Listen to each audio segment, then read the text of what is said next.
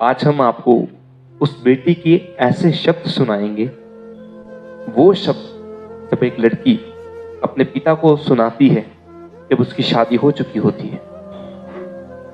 तो आप ध्यान से सुनना। एक बेटी ने कही ऐसी बातें कि उसके पापा को रोना ही आ गया। पापा, क्या मैं इस काबिल भी नहीं कि मुझसे एटलीस्ट एक बार ये पूछ लिया जाए कि मैं आपके इस फैसले से खुश हूं या नहीं? बेटियां सबसे ज्यादा करीब अपने पापा के होती हैं और बाप बेटी के इस रिश्ते में एक इतनी सी कॉन्वर्सेशन की भी गुंजाइश नहीं जो आप मुझसे मेरे रिश्ते के तय करने से पहले ये पूछ लें कि मैं इस फैसले से खुश भी हूं या नहीं। माँ बाप बेशक ये नहीं चाहते कि उनके बच्चों के साथ कुछ भी गलत हो, पर उनकी खुशियां मैटर नहीं करती क्या? क्यों उनकी खुशियों को प्रायोरिटी नहीं दी जा सकती? क्यों बच्चों की खुशियों को हमेशा साइड में रख दिया जाता है और चीजों के बारे में ज्यादा सोचा जाता है? क्यों उन्हें बस एक बोझ समझा जाता है? बेटियों को क्यों बचपन से इतना पराया फील कराया जाता है? क्योंकि उन्हें घर छोड़ के जाना है एक दिन, इसलिए? ना बेटियों की खुशियों की कोई अहमियत है और ना ही उनके आंसुओं की अहमियत। हर चीज पर बस यही बोल दिया जाता है कि शादी के बाद तो सब सही हो जाएगा, तेरा तो टेंशन मत ले, शादी के बाद सब सही हो जाएगा। बस ये बोल दिया जाता है कि माँ बाप तो अपने बच्चों को खुश देखना चाहते हैं। तो क्यों माँ बाप इतने ओवर कॉन्फिडेंट होते हैं कि लव मैरिजेस सिर्फ टूटती हैं और अरेंज मैरिजेस सक्सेसफुल होती हैं? क्या अरेंज मैरिज टूटती नहीं? क्या सारी अरेंज मैरिज एक जैसी रहती हैं? समाज के 4 सवालों से डर डर के अपने बच्चों की खुशियों को सूली पर चढ़ा देते हैं। मानती हूं दुनिया ज्यादा देखी है आपने हमसे, लेकिन गारंटी किसी चीज की नहीं होती इस दुनिया में। किसी रिश्ते की कोई गारंटी नहीं होती। समझ नहीं आता कि किस तरह की मेंटेलिटी है लोगों की। एक अनजान इंसान के साथ शादी करके पहली ही रात सुहागरात मनाना मंजूर है, लेकिन किसी ऐसे इंसान से शादी करवाना तक मंजूर नहीं जिसे दिल जुड़ा हो, जिसे बरसों से जानते हो और जिसके बिना रह नहीं सकते। अरे आपकी बच्ची जहां खुश है, आप वहां क्यों नहीं उसे खुश रहने दे सकते? क्यों आपको लगता है कि आपकी भेजी हुई जगह पर ही वो खुश रहेगी? आपकी मर्जी से शादी करी और आज ये हाल है कि मेरे और उनके बीच ना कोई अंडरस्टैंडिंग है। आए दिन पिटती हूं, गालियां खाती हूं, वो अलग है।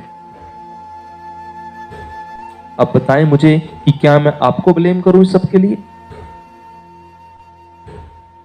ब्लेम भी नहीं कर सकती। जिन खुशियों की गारंटी दी थी आपने, वो मुझे आज तक नहीं मिली, क्योंकि जिसके साथ खुश थी उससे तो दूर कर दिया मुझे, उससे मुझे अलग कर दिया गया।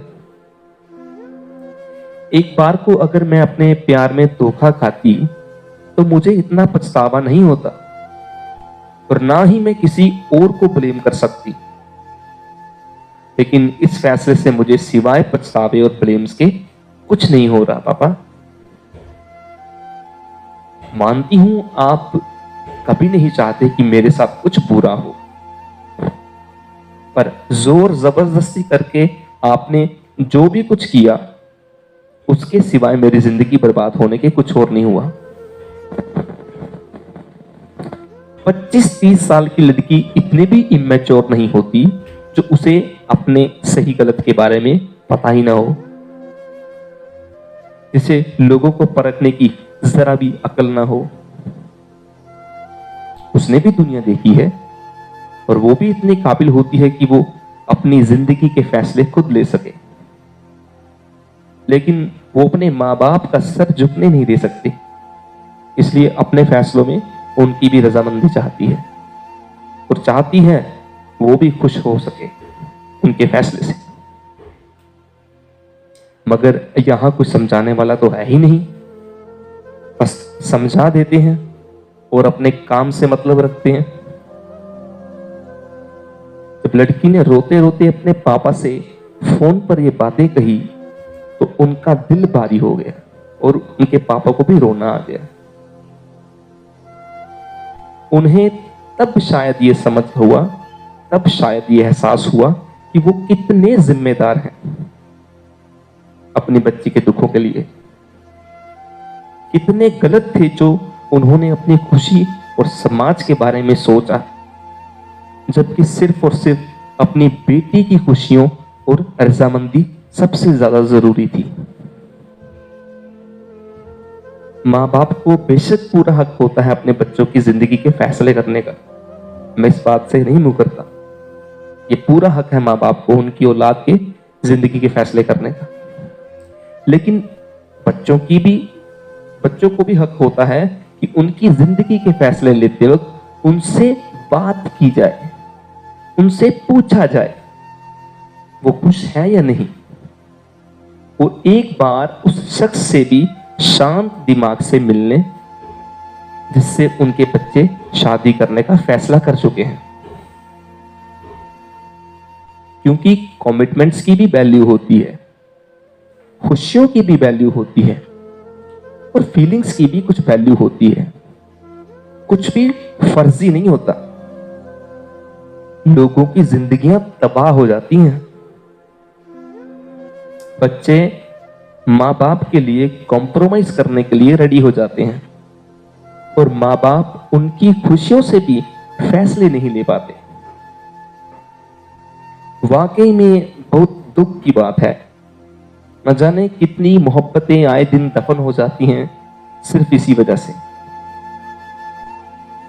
पता नहीं ये बात वो समझ पाएंगे या नहीं, लेकिन हमने बहुत अच्छे से समझा ली, या हम ये कह सकते हैं हमने बहुत अच्छे से समझ लिया है कि हम कभी ऐसे माँ बाप नहीं बनेंगे जो अपने बच्चों की फीलिंग्स की वैल्यू ना करें। हम अपनी समझदारी के साथ उनके जज्बातों की भी कदर करेंगे ताकि उनके और हमारे बीच दूरियां कभी भी ना आ सके।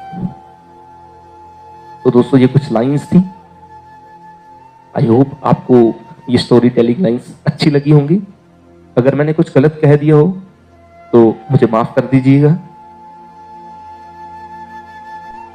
और अगर आपको वीडियो अच्छी लगी हो तो प्लीज वीडियो को लाइक करिए और वीडियो को शेयर करना ना भूलें। हो सके तो हमारे चैनल को सब्सक्राइब कर दीजिए। ऐसे ही नई कहानियों के साथ हम दोबारा मिलेंगे। धन्यवाद।